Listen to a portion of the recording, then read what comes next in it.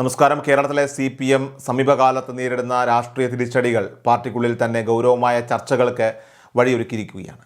തെരഞ്ഞെടുപ്പ് പരാജയത്തിൻ്റെ വ്യാപ്തി, ജനപിന്തുണയിലുണ്ടായ ഇടിവ്, സംഘടനയുടെ പരമ്പരാഗത ശക്തി കേന്ദ്രങ്ങളിലുണ്ടാകുന്ന മാറ്റങ്ങൾ എന്നിവ പാർട്ടിയുടെ ഭാവിയെക്കുറിച്ച് പ്രവർത്തകരിൽ ആശങ്ക വർദ്ധിപ്പിക്കുന്നുണ്ട്. എന്നാൽ ഈ സാഹചര്യത്തെ തുറന്ന മനസ്സോടെ വിലയിരുത്താനും ആവശ്യമായ നേതൃത്വ മാറ്റങ്ങൾ നടത്താനും പാർട്ടിക്ക് കഴിയുന്നില്ലെന്ന വിമർശനമാണ് താഴെത്തട്ടിൽ നിന്നും ഇപ്പോൾ ഉയരുന്നത്. നേതൃനിരയോട് വിയോജിക്കുന്നവരുടെ അഭിപ്രായങ്ങൾ സംഘടനാ സംവിധാനത്തിനുള്ളിൽ വേണ്ടത്ര കേൾക്കപ്പെടുന്നില്ലെന്നും വിമർശനങ്ങൾ രേഖപ്പെടുത്താനുള്ള വഴികൾ ക്രമേണ ചുരുങ്ങുകയാണെന്നും ഒരു വിഭാഗം പ്രവർത്തകർ ആരോപിക്കുന്നു.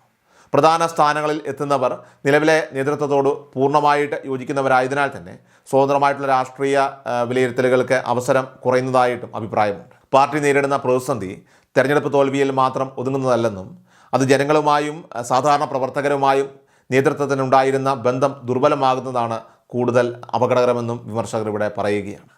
പ്രതിപക്ഷ രാഷ്ട്രീയത്തിൽ പുതിയ ഉത്തരവാദിത്വം ഏറ്റെടുക്കുമ്പോൾ വേണ്ട തയ്യാറെടുപ്പും വ്യക്തമായിട്ടുള്ള തന്ത്രവും നേതൃത്വത്തിന് പ്രകടിപ്പിക്കാനാകുന്നില്ലെന്ന വിലയിരുത്തലും പാർട്ടിക്കുള്ളിൽ ഇപ്പോൾ ശക്തമാണ്. സംസ്ഥാന സർക്കാരിൻ്റെ സാമ്പത്തിക സ്ഥിതിയെക്കുറിച്ചുള്ള ചർച്ചകളും CPMൻ്റെ രാഷ്ട്രീയ പ്രതിരോധത്തെ കൂടുതൽ ബുദ്ധിമുട്ടിലാക്കിയിട്ടുണ്ട്.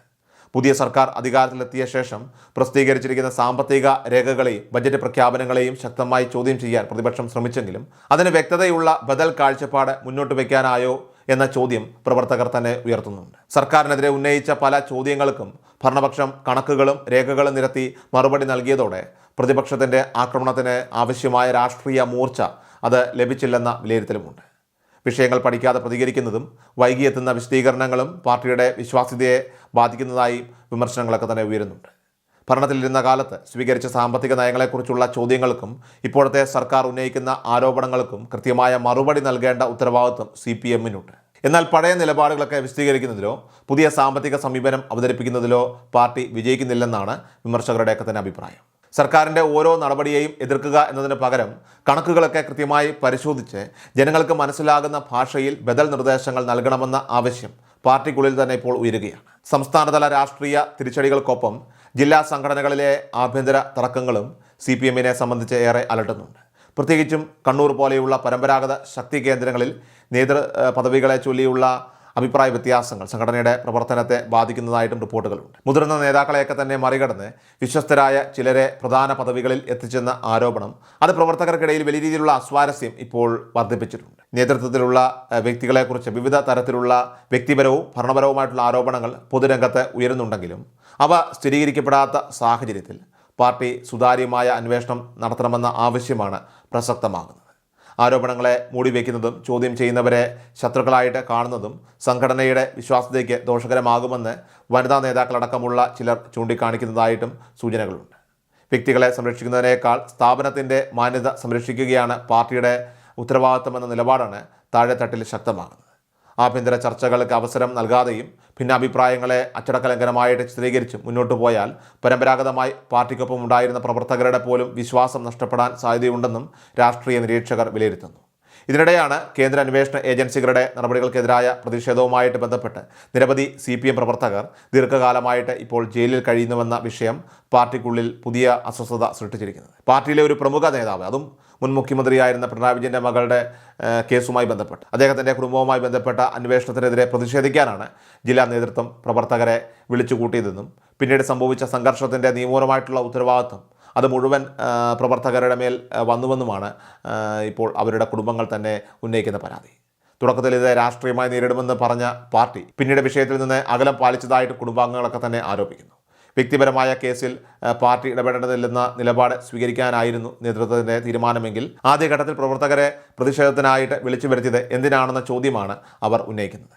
പാർട്ടി നിർദ്ദേശത്തെ മാനിച്ചെത്തിയവരാണ് ഇപ്പോൾ ജയിലിൽ കഴിയുന്നതെന്നും അവരുടെ കുടുംബങ്ങൾ സാമ്പത്തികവും മാനസികവുമായി വലിയ പ്രതിസന്ധിയിലാണെന്നും പ്രാദേശിക പ്രവർത്തകരൊക്കെ തന്നെ പറയുകയാണ്. ചില കുടുംബാംഗങ്ങൾ ജില്ലാ കമ്മിറ്റി ഓഫീസിലെത്തി നേതാക്കളോട് നേരിട്ട് പ്രതിഷേധം അറിയിച്ചതായിട്ടും സഹായത്തിനായിട്ട് പ്രാദേശിക നേതൃത്വം ശ്രമിച്ചെങ്കിലും സംസ്ഥാന തലത്തിൽ ആവശ്യമായ പിന്തുണ ലഭിച്ചിട്ടില്ലെന്നുമുള്ള റിപ്പോർട്ടുകളും പുറത്തു വരുന്നു. അന്വേഷണ ഉദ്യോഗസ്ഥരുടെ വാഹനങ്ങൾക്ക് നേരെ ഉണ്ടായ ആക്രമണവും ഉദ്യോഗസ്ഥർക്ക് പരിക്കേറ്റെന്ന ആരോപണവും കേസിനെ കൂടുതൽ ഗുരുതരമാക്കി മാറ്റി. പ്രതിഷേധം അത് ചെറിയൊരു നിയമലംഘനമായിട്ട് അവസാനിക്കുമെന്നായിരുന്നു ചിലരുടെയെങ്കിലും പ്രതീക്ഷയെങ്കിലും അന്വേഷണ ഏജൻസി കോടതിയിൽ ശക്തമായ നിലപാട് സ്വീകരിച്ചതോടെ പ്രതികൾക്ക് ജാമ്യം ലഭിക്കുന്നത് ഏറെ ബുദ്ധിമുട്ടായി.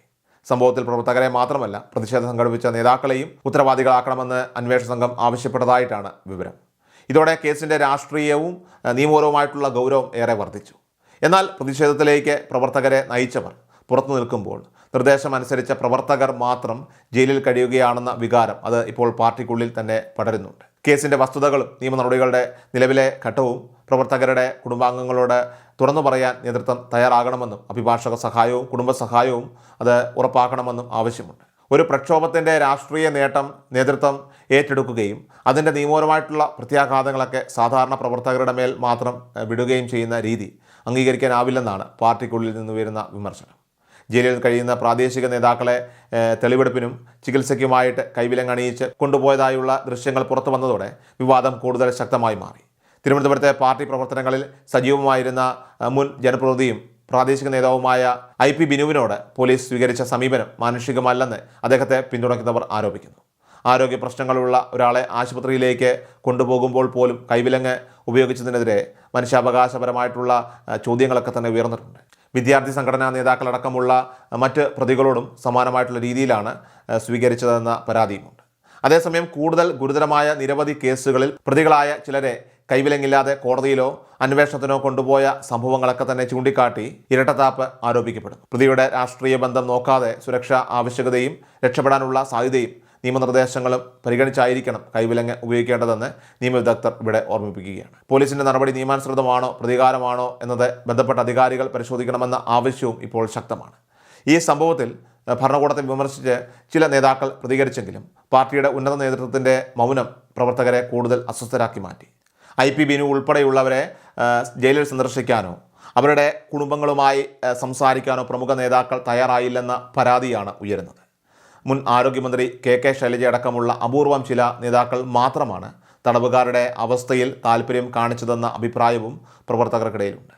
പ്രാദേശിക തലത്തിൽ പാർട്ടിക്കായിട്ട് വർഷങ്ങളോളം പ്രവർത്തിച്ചവരും തെരഞ്ഞെടുപ്പ് കാലങ്ങളിലും സമരങ്ങളിലും മുന്നണിയിൽ നിന്നവരുമായിട്ടുള്ള ആളുകൾ പ്രതിസന്ധിയിലാകുമ്പോൾ നേതൃത്വം ഒപ്പം നിൽക്കേണ്ടതല്ലേ എന്നാണ് ഇവിടെ കുടുംബാംഗങ്ങൾ ചോദിക്കുന്നത്. അന്വേഷണം നേരിട്ടിരുന്ന വ്യക്തിയുടെ കുടുംബത്തെ സംരക്ഷിക്കാൻ നടത്തിയ പ്രതിഷേധത്തിൻ്റെ പേരിലാണ് ഇവർ ജയിലിലായതെന്ന ആരോപണം ഇവിടെ നിലനിൽക്കുമ്പോൾ ബന്ധപ്പെട്ട മുതിർന്ന നേതാക്കൾക്ക് കൂടുതൽ ഉത്തരവാദിത്വമുണ്ടെന്ന് അവർ ചൂണ്ടിക്കാട്ടും. കുറഞ്ഞത് നിയമസഹായം, കുടുംബങ്ങൾക്ക് സാമ്പത്തിക പിന്തുണ, ആരോഗ്യ പരിചരണം, ജയിൽ സന്ദർശനം എന്നിവ ഉറപ്പാക്കേണ്ടിയിരുന്നുവെന്നും അതുപോലും നടക്കാത്തത് പാർട്ടിയുടെ സംഘടനാ സംസ്കാരത്തെക്കുറിച്ച് ഗൗരവമായ സംശയങ്ങൾ ഉയർത്തുന്നതായിട്ടും പ്രവർത്തകർ പറയുന്നു. CPM നേരിടുന്ന പ്രധാന വെല്ലുവിളി സർക്കാരിനെയോ അന്വേഷണ ഏജൻസികളെയോ വിമർശിക്കുന്നതിൽ മാത്രം ഒതുങ്ങുന്നതല്ല. സ്വന്തം തീരുമാനങ്ങളുടെ ഉത്തരവാദിത്വം ഏറ്റെടുക്കാനും പ്രവർത്തകരുടെ ചോദ്യങ്ങൾക്ക് സത്യസന്ധമായിട്ട് മറുപടി നൽകാനും പാർട്ടി തയ്യാറാകുമോ എന്നതാണ് ഇവിടെ നിർണായകം. നേതൃത്വം നൽകിയ ആഹ്വാനത്തെ തുടർന്ന് കേസിൽപ്പെട്ടവരെ പിന്നീട് ഉപേക്ഷിക്കുന്നുവെന്ന തോന്നൽ ഇപ്പോൾ ശക്തമായാൽ അത് തീർച്ചയായിട്ടും സംഘടനയുടെ അച്ചടക്കവും പ്രവർത്തകരുടെ ആത്മവിശ്വാസവും ഒരുപോലെ തകർക്കും. ആരോപണ വിധേയരായ നേതാക്കളെ സംരക്ഷിക്കുന്നതിൽ കാണിക്കുന്ന താല്പര്യം സാധാരണ പ്രവർത്തകരുടെ കാര്യത്തിൽ കാണുന്നില്ലെന്ന വിമർശനം അത് പരിഹരിക്കാതെ മുന്നോട്ട് പോകാനാവില്ല. തെരഞ്ഞെടുപ്പ് പരാജയത്തെക്കുറിച്ച് സ്വതന്ത്രമായിട്ടുള്ള പരിശോധന നടത്തുകയും ജില്ലാ സംഘടനകളിലെ തർക്കങ്ങളൊക്കെ തന്നെ പരിഹരിക്കുകയും നേതാക്കൾക്കെതിരായിട്ടുള്ള ആരോപണങ്ങളിൽ സുതാര്യമായിട്ടുള്ള അന്വേഷണം ഉറപ്പാക്കുകയും ജയിലിലുള്ള പ്രവർത്തകർക്കും അവരുടെ കുടുംബങ്ങൾക്കും ആവശ്യമായിട്ടുള്ള സഹായം നൽകുകയും ചെയ്യേണ്ടത് ഇവിടെ അനിവാര്യമാണ്. ജനാധിപത്യപരമായിട്ടുള്ള വിമർശനത്തെ ശത്രുതയായിട്ട് കാണാതെ പാർട്ടിയുടെ തിരുത്തൽ ശക്തിയായി അംഗീകരിച്ചാൽ മാത്രമേ നഷ്ടപ്പെട്ട ജനവിശ്വാസം വീണ്ടെടുക്കാൻ സാധിക്കൂ. വ്യക്തികേന്ദ്രിതമായിട്ടുള്ള തീരുമാനങ്ങളിൽ നിന്ന് കൂട്ടായ നേതൃത്വത്തിലേക്കും മറച്ചുവെക്കലിൽ നിന്ന് സുതാര്യതയിലേക്കും മാറാൻ CPM തയ്യാറാകുന്നുണ്ടോ എന്ന ചോദ്യത്തിനുള്ള ഉത്തരമാണ് പാർട്ടിയുടെ ഭാവി ഇനി നിർണ്ണയിക്കുക.